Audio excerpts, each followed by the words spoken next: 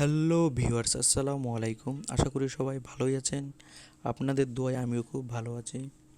আজ আমরা দেখব এমএস এক্সেলের basic to advance free MS Excel full course part 7। আজ আমরা পার্ট 7 করব। আর আপনারা ভিডিওগুলো শুরু থেকে দেখার চেষ্টা করবেন, আর ভিডিওটা না টেনে ফুল ভিডিওটা দেখার চেষ্টা করবেন। আর অনলাইনে আপনারা ভিডিওগুলো দেখলে যদি কোনো সমস্যা হয় আপনারা অবশ্যই কমেন্ট বক্সে কমেন্ট করবেন। প্রথমে আমরা দেখব পার্সেন্টেন্সের কাজ দেখব। যেমন কারোর কাছ থেকে যদি আমরা কিছু টাকা নিই, সেটা যদি কোনো পার্সেন্টেজ আকারে সেটা দিতে চাই, সেটা আমরা কিভাবে কাউন্ট করব। আমরা বিভিন্ন সময় আমাদের নিজেদের প্রয়োজনে আমরা বিভিন্ন সময় আমাদের টাকার প্রয়োজন হয়। বিভিন্ন এনজিও প্রতিষ্ঠান বা বিভিন্ন জায়গা থেকে পার্সনের কাছ থেকে আমাদের টাকা নেওয়ার প্রয়োজন হয়। অনেক সময় আমাদের এনজিও থেকে বা ব্যাংকের থেকে টাকা নিতে হলে কিছু পার্সেন্টেজ দিতে হয়। এটা আমরা কিভাবে কাউন্ট করব, আমরা হিসাবটা করব, সেটা আজ আমরা ভালোভাবে দেখব। যেমন আমি যদি কোনো এনজিও বা কোনো প্রতিষ্ঠান থেকে টাকা নিই বা কোনো ব্যাংকের থেকে টাকা নিই, ধরেন আমি 20,000 টাকা নিলাম। আমি 20,000 টাকা নিলে আমার 5% বা 10%, কোনো কোনো প্রতিষ্ঠান আছে 15% আমাদের ইন্টারেস্ট দিতে হয়। তা আমাদের যদি 5% ইন্টারেস্ট দিতে হয় তাহলে আমাদের কত টাকা আসে, আর যদি 10% ইন্টারেস্ট দিতে হয় তাহলে কত আসবে, প্লাস 15% আমাদের কত টাকা আসবে সেটা আমরা দেখব।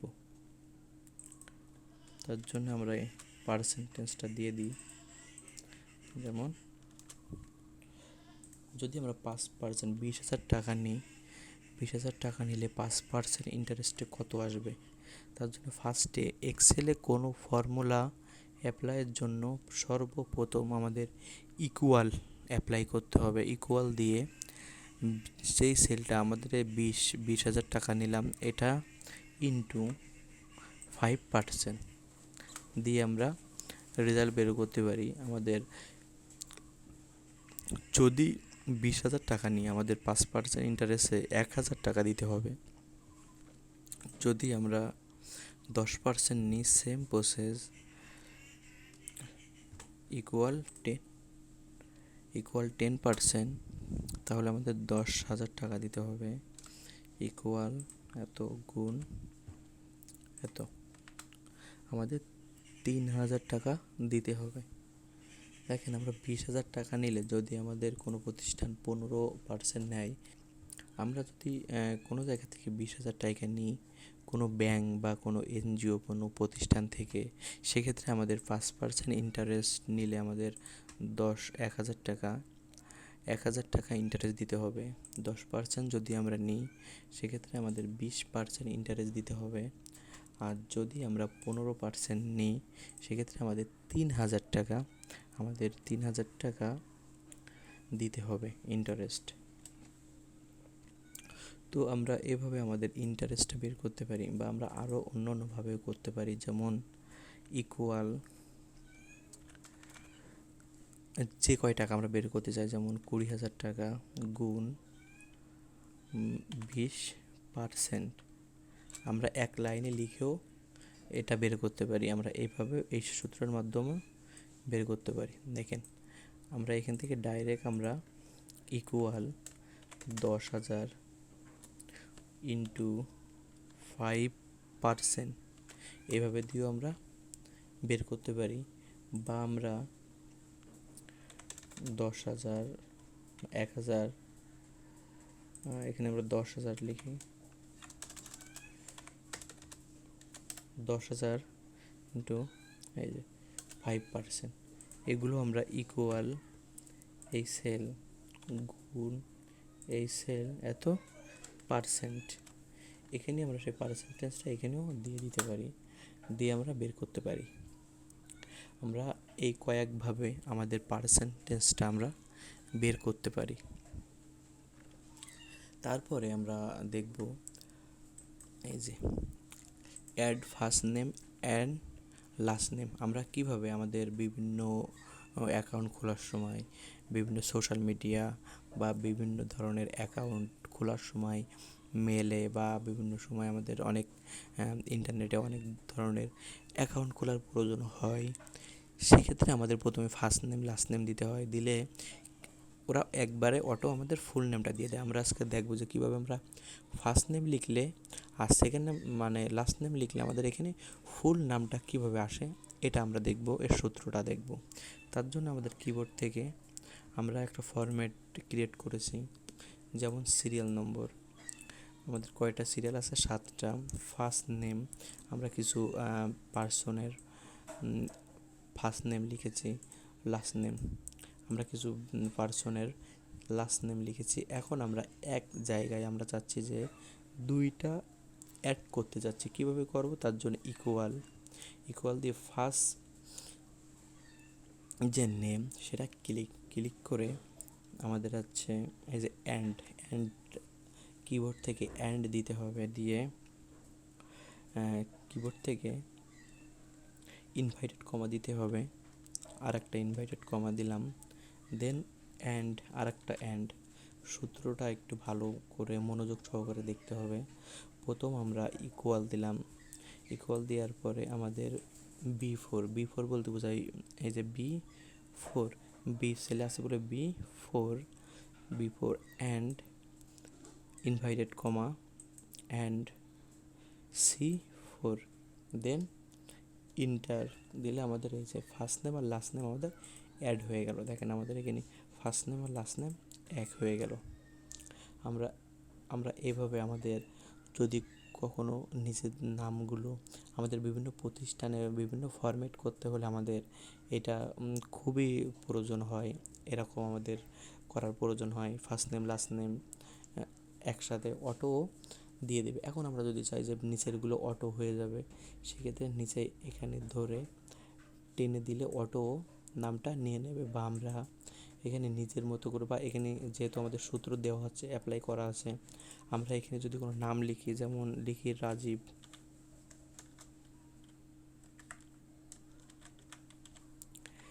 রাজীব হোসেন, দেখেন এখানে আমরা নাম লিখলাম, সাথে সাথে এখানে চলে আসলো। এভাবে আমরা যদি কোনো সফটওয়্যার অ্যাপ্লাই করা থাকে, আমাদের সফটওয়্যার অ্যাপ্লাই করা থাকলে অটো সে দিতে থাকবে। বা এখানে আমরা নিজেদের মতো করেও দিতে পারি অ্যান্ড ইনভাইটেড কমা অ্যান্ড এই সেল।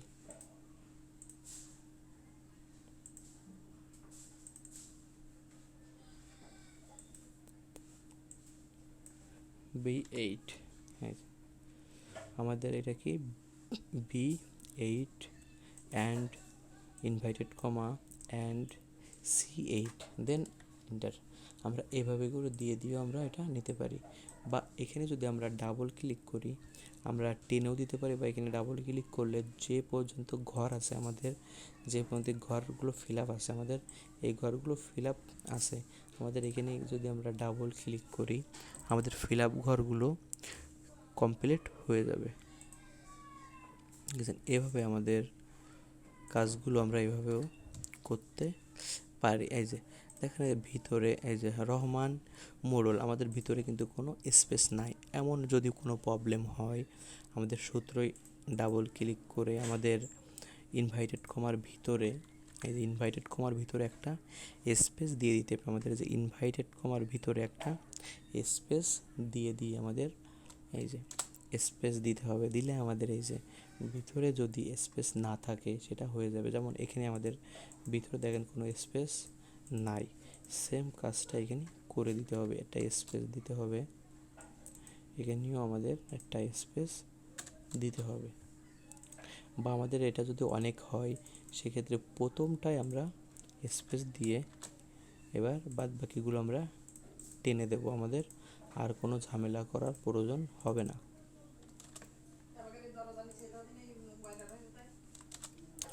এবার এইগুলো আমরা সেন্টার করেও দিতে পারি। এই যে লেফট করে দিলাম, বা সেন্টার করতে পারি, আমরা লেফট করে দিলাম, বোল্টটা উঠাই দিলাম, বা বোল্টও চাইলে আমরা দিতে পারি। এভাবে আমরা আমাদের সেলটা অ্যাড করতে পারি। এরপরে আমরা শিট 1-এ আমরা দেখব কিভাবে আমরা শর্টের কাজ দেখব, প্লাস ফিল্টারের কাজ দেখব। ফিল্টার বলতে বোঝায় যে আমরা যদি আমাদের কোনো অফিসে যদি 10,000, 20,000 বা 5,000 স্টাফ থাকে, তার ভিতর থেকে কিভাবে আমরা নির্দিষ্ট করে কিছু সংখ্যাকে আমরা কিভাবে খুঁজে বের করতে পারি। যেমন আমাদের অফিসে আছে 5,000 স্টাফ। এখানে আমাদের বলা হলে যে এর ভিতরে 20 বছরের উপরের কয়জন স্টাফ আছে, বা 40 বছরের উপরে কয়জন স্টাফ আছে, বা 30-এর ঊর্ধ্বে কতজন স্টাফ আছে, আমাদের একটা লিস্ট দাও। 5,000-এর ভিতরে আমাদের এগুলো এক একটা করে খুঁজে বের করা অনেক টাইম লেগে যায়। বা এমন হতে পারে যে আমাদের এখানে কতজন ছেলে স্টাফ আছে, কতজন মেয়ে স্টাফ আছে, এটা আমাদের কাউন্ট করে দাও। বা হতে পারে যে আমাদের এখানে পজিশন কতজন অফিসার আছে, কতজন টিচার আছে, কতজন ইঞ্জিনিয়ার আছে, এগুলো আমাদের বের করে দাও। বা এমন হতে পারে যে আমাদের এখানে 40,000-এর উপরে কত স্যালারি আলা কতজন আছে, বা 10,000 স্যালারি কতজন আছে, বা 30,000 টাকা স্যালারি কতজন আছে, এটা আমাদেরকে বের করে দাও আমাদের 5,000 স্টাফের ভিতর থেকে। এমন যদি আমাদের হয়, বা অনেক সময় এমন হয়, সেক্ষেত্রে আমরা কিভাবে খুব দ্রুত বের করতে পারি। এখন আমি যদি 5,000 ভিতরে এক একটা করে খুঁজি বের করি, সেক্ষেত্রে আমাদের এখানে 2-4 দিন লেগে যাবে, তাও আমাদের অ্যাকুরেটভাবে হবে বলে মনে হয় না। কিন্তু আমরা এই ফিল্টারের মাধ্যমে, এই যে ডাটা থেকে আমরা এই ফিল্টারের মাধ্যমে আমরা এটা খুবই ইজিলি করতে পারি। এটা আমরা খুব ইজি করতে পারি। এই ফিল্টারের মাধ্যমে আমরা এই কঠিন কাজকে খুবই ইজি করতে পারি। যেমন আমরা এই ফিল্টারটা প্রথমে উঠাই দিই, দেখেন আমাদের এখানে সবই নর্মাল আছে। আমাদের ফিল্টার করার জন্য আমাদের প্রথম যে হেডলাইনটা সিলেক্ট করতে হবে।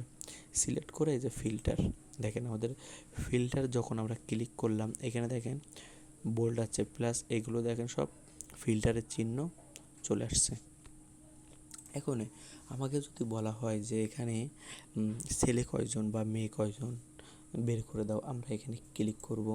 ক্লিক করে এই যে সিলেক্ট অল, এটা উঠাই দেবো। উঠাই দিয়ে যদি বলা হয় ছেলে কয়জন, আমরা অনলি এম এ ক্লিক করে ওকে করব।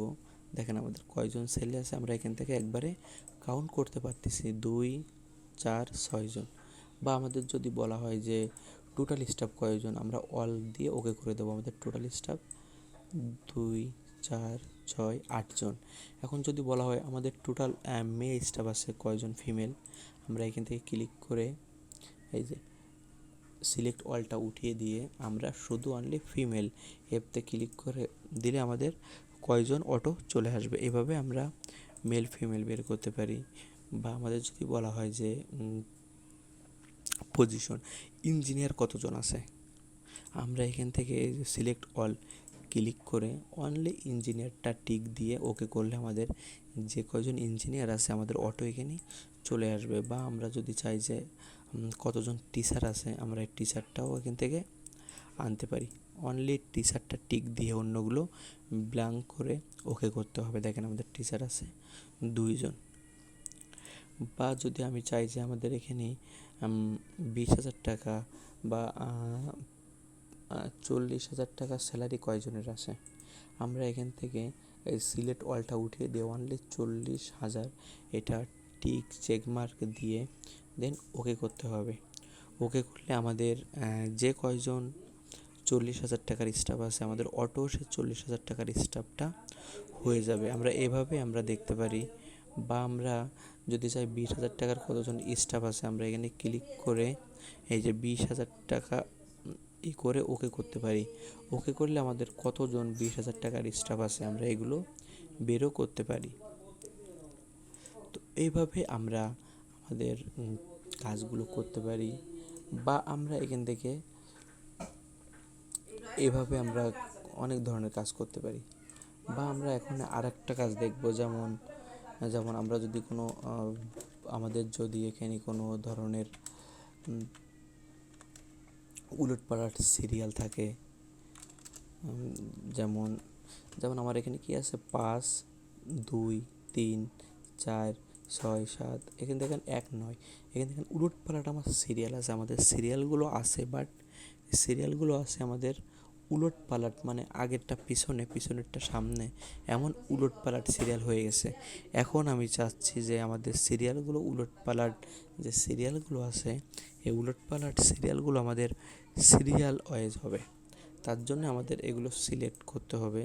সিলেক্ট করে এই যে শর্ট বেসিক্যালি 2 প্রকার, একটা আছে A to Z অ্যাসার্ডিং শর্ট, আর একটা আছে ডিসেন্ডিং Z to A। এখন এখানে আমরা দেখতে পাচ্ছি যে A to Z অ্যাসার্ডিং, এখানে ক্লিক করলে আমাদের A থেকে Z 1, 2 আকারে সাজায় যাবে। দেখেন 1, 2, 3, 4, 5, 6, 7, 8, 9। বা আমরা যদি সেমটা উল্টো সাজাতে চাই, এই যে Z to A, আমরা এই শর্টটা এখানে ইউজ করতে পারি।